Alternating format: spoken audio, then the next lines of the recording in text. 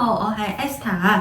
睇到我嘅背景，今日又係返到嚟惠陽嘅日地，就去咗攞呢個房產證啦，同埋去咗呢個公安局嘅。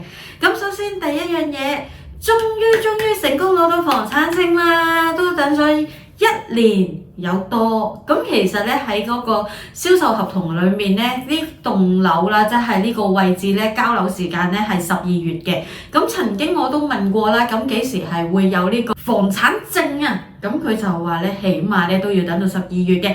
但係提早咗，好嘢！咁就有咗房產證咧，跟住攞埋啲契稅嘅發票咧，哇，安樂晒啦！所有嘢，所有單據已經財務部嗰邊咧已經處理晒，我亦都攞晒所有財務部需要攞嘅嘢㗎啦。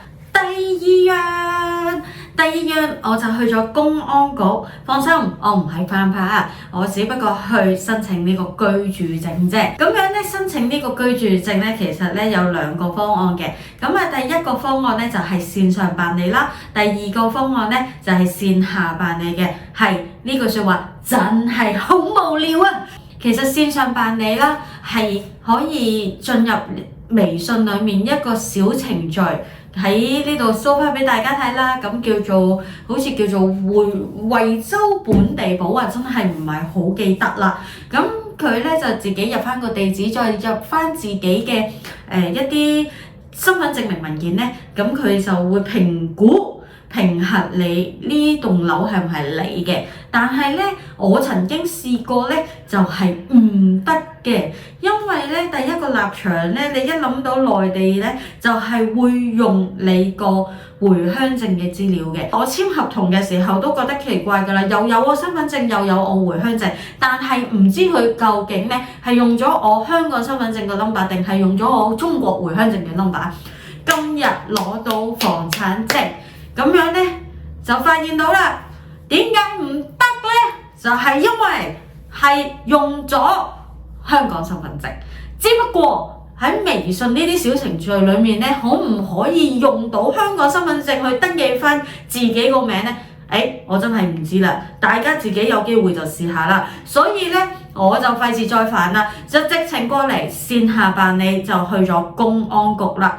咁去到公安局嘅時候咧，記住，去之前就一定要影印身份證嘅底面啦，回鄉證嘅底面啦，跟住之後購房合同。咁呢個購房合同咧邊幾版咧？其實可能公安會更加清楚嘅，因為成本購房合同其實都唔知佢需要邊版啦。第4樣嘢啦，大家記住影回執照啊！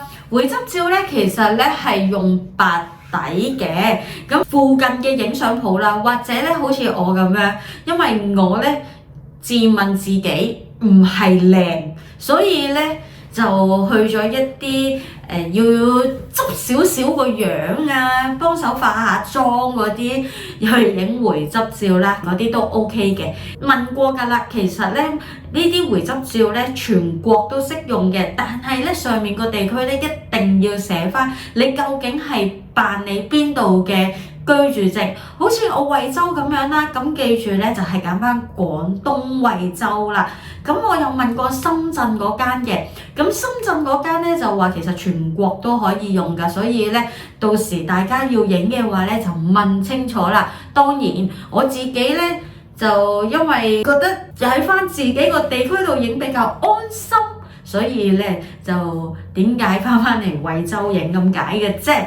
好啦。呢4樣文件咧，一定要影印完之後咧，就去到入到公安局嘅時候咧，就會有一部機。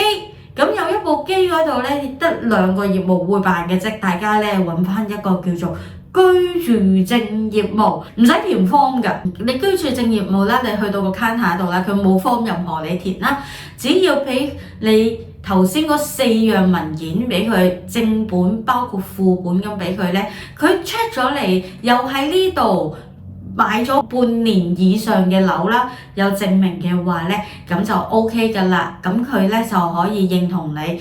咁而佢咧有2個方案可以俾你攞嘅。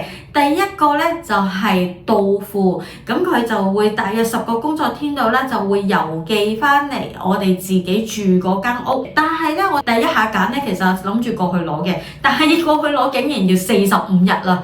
咁所以咧我最後咧都係揀咗寄過嚟嘅。咁呢個咧就係居住證嘅內容啦。其實咧如果大家預備好晒啲文件咧係十分之快㗎，根本成個事情啊唔需要10分鐘，除咗你喺出面排隊要過公安嗰個安檢啦，因為佢咧嗰個咧係人手嗰啲嘟嘟機安檢嚟嘅，都唔係 X 光機嚟嘅。咁我而家翻到嚟居住證嘅申請搞好，跟住之後呢個房產證攞咗，跟住就要處理一大堆嘅事情啦。